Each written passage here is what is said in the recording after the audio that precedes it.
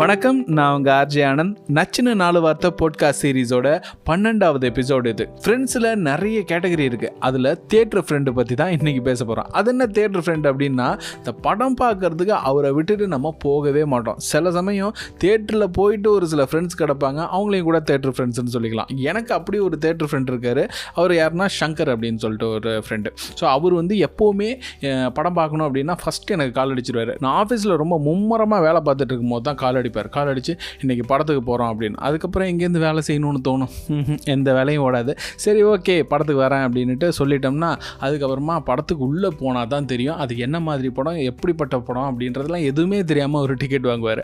அப்படி தாங்க நேற்று என்னை ஒரு படத்துக்கு கூப்பிட்டு போனார்.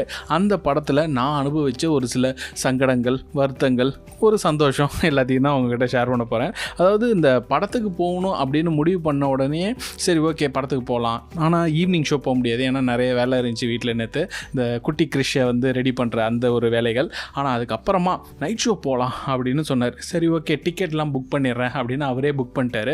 அவரோட ஃப்ரெண்டு, அப்புறம் நான். ஸோ நாங்கள் 3 பேர் போகணும். ட்ரிபிள்ஸில் போகக்கூடாது அப்படின்றதுனாலேயே ஒரு வண்டி எக்ஸ்ட்ராவே எடுத்துகிட்டு போனோம். பார்க்கிங்க்கு எக்ஸ்ட்ராவாக ஒரு 10 ரூபா போச்சு.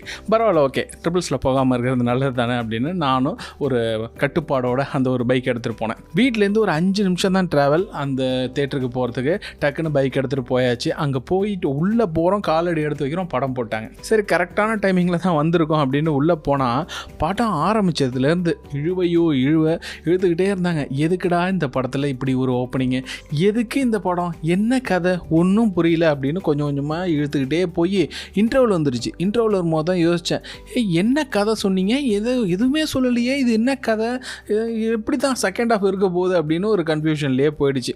சரி, ஆனால் வெளியில் வந்து பாப்கார்ன் சாப்பிட்லாம் அப்படின்னு சொன்னேன். என்னை கூப்பிட்டு வந்தீங்களா, நீங்கள் தான் பாப்கார்ன் வாங்கி கொடுக்கணும் அப்படின்னு அவர்கிட்ட சொன்னோன்னா அவர் போயிட்டு பாப்கார்ன் வாங்கினார். அவர்கிட்ட வாங்க சொன்னது ஒரு மீடியம் பாப்கார்ன். அதுக்கப்புறமா அவர் வந்து ஃப்ரெஞ்ச் ஃப்ரைஸ் வாங்கினார். ஸோ நான் மீடியம் பாப்கார்னுக்கு கொண்டு போய் பில்லு கொடுத்தா அவர் பெருசாக ஒரு டப்பு கொண்டாந்து வச்சார். பாப்கார்ன் பெருசாக இருக்கே அப்படின்ட்டு ஒரு டவுட்டில் எடுத்துகிட்டு தானே வந்தேன். அதுக்கப்புறமா தான் தெரிஞ்சுது அது வந்து மீடியம் பாப்கார்னில் லார்ஜ் டப்புன்னு.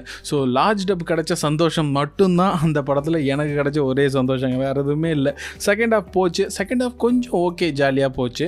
அதுக்கப்புறமா கிளைமேக்ஸு கிட்ட வந்தோடனே இந்த ஹீரோயின் கூட தான் இவர் சேர போகிறாரு. இந்த படத்துக்கு எதுக்கு 2 ஹீரோயின், எதுக்கு அப்பா கிட்ட இவர் சண்டை போடுறாரு, எதுக்கு இந்த கிளைமேக்ஸில் இவங்க திரும்பவும் சேர்ந்துட்டாங்க அப்படின்றது தான். கிளைமேக்ஸில் அந்த தாத்தா கேரக்டர் அதே சொல்லலாம், கீழேருந்து மேலே வரதுக்கு இவ்வளோ நேரமா, அப்படி தான் எங்களுக்கும் இருந்தது. ஸ்டார்டிங்லேருந்து கிளைமேக்ஸ் வரைக்கும் இதுதான் கிளைமேக்ஸ்னு தெரிஞ்சே உட்கார வச்சுருக்கீங்களே அப்படின்ற மாதிரி. ஆனால் படத்தில் ஒரு சில படங்களோட அந்த இன்ஸ்பிரேஷன் இருக்குது பார்த்தீங்களா, அது வேறு லெவலில் இருந்தது. அது ஓப்பனிங்லேயே ஒரு சாங் வேறு, அந்த சாங் கேட்கும் போதும் பார்க்கும் போதும் வேறு லெவலில் இருந்துச்சு. காரணம் என்னென்னா, அது ஒரு ஹாலிவுட் படத்துலேருந்து திருடினது. அந்த படம் வந்து ஆஸ்கார்லாம் வாங்குச்சு. அது மாதிரியே இதையும் எடுக்கிறேன் அப்படின்னு எடுத்திருந்தாங்க. அப்புறம் இந்த படத்துக்குள்ளே அவ்வளோ கதைகள் இருக்குங்க. எல்லா கதையும் ஏதோ ஒரு படத்துலேருந்து கொஞ்சம் கொஞ்சமாக எடுத்தது தான். இந்த படத்துக்கு ட்ரைலரு, ப்ரொமோ எல்லாம் பார்த்துட்டு தியேட்டர்லேயும் போய் பார்த்தா எனக்கு இருந்தது ஒரே ஒரு கேள்வி தான், இதே மாதிரி படம் எத்தனையோ வந்திருக்கு, எதுக்கு இதை திரும்பவும் எடுத்தாங்க? விஜய், சூர்யா, பிரசாந்த் எல்லாருமே ஆளுக்கு ஒரு படம் இதே கதையை வச்சு எடுத்துகிட்டு நடிச்சிருக்காங்க. ஆனால் அதுக்கப்புறமும் திரும்பவும் வந்து இந்த ஒரு ஹீரோ நடிச்சிருக்காரு. இந்த ஹீரோ யாருன்னு உங்களுக்கே தெரிஞ்சிருக்கும் இவ்வளோ நேரம். ஸோ நையாண்டி படத்தில் ஏதோ ஒரு கேரக்டர் பரவாயில்ல நடிப்போம் அப்படின்ற மாதிரி நடித்தா அதே தனுஷ் தான் இந்த படத்துலையும் இதில் ஹீரோ அப்படின்ட்டு நினச்சி நடிச்சிருக்கிறாரு. ஆனால் இந்த படத்தில் பார்த்தீங்கன்னா ஹீரோவும் கிடையாது, ஹீரோயினும் கிடையாது, ஹீரோயின்ஸ் கிடையாது, அப்புறம் வில்லன் கிடையாது. இந்த படத்துக்கு வில்லன் மொத்தமாக யாருன்னா அந்த கதை தான். ஸோ அப்படி தான் நான் பார்த்தேன். இந்த படம் வந்து ஒரு ராம்-காம் அப்படின்னு சொன்னாங்க, ரொமான்ஸ் ப்ளஸ் காமெடி அப்படின்னாங்க. காமெடி கொஞ்சம் இருந்துச்சு, ரொமான்ஸும் இருந்தது.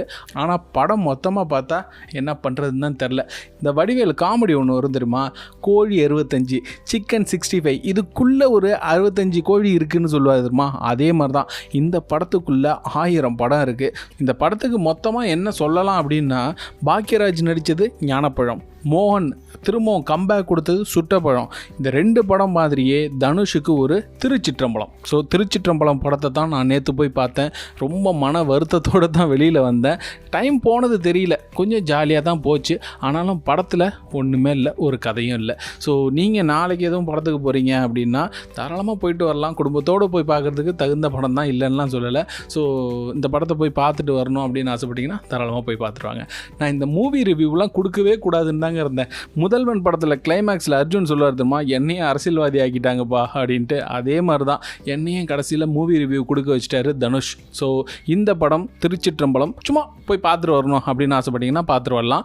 ஜாலியாக சும்மா அங்கங்கே கொஞ்சம் கொஞ்சம் காமெடி இருக்குது. 3 ஹீரோயின் வந்து போகிறாங்க. தனுஷ் அப்பப்போ ஒரு முச்சுடாமல் ஒரு விஐபி டைலாக் மாதிரியே ஒன்று பேசுவார். ஸோ இது எல்லாத்தையும் பார்க்கணும்னு ஆசைப்பட்டீங்கன்னா தாராளமாக போகலாம். டிஎன்ஏ சூப்பராக இருக்குது அப்படின்னு தான் சொல்லணும். ஆனால் என்ன, வேலையில்லா பட்டதாரி படத்தில் அம்மா சாங் மாதிரி இதுலேயும் ஒரு சாங் வச்சுருக்காரு. ஸோ இது மாதிரியே போயிட்டு இருக்கக்கூடிய ஒரு படத்தை நீங்கள் பார்க்கணுன்னு ஆசைப்பட்டீங்கன்னா தாராளமாக பார்க்கலாம். எனக்கு இந்த படம் பார்த்த டைமிங் லாஸானு கேட்டால் லாஸ் கிடையாது, ஆனால் புதுசாக எதுவும் இல்லை, அவ்வளோதாங்க. ஸோ இதே மாதிரி இன்னும் நிறைய போட்காஸ்ட் உங்களுக்காக காத்துக்கிட்டே இருக்குது. நச்சுன்னு 4 வார்த்தை சீரீஸை நீங்கள் கேட்டு என்ஜாய் பண்ணிகிட்டே இருங்க. நான் உங்கள் RJ Anand. Tata bye bye, take care.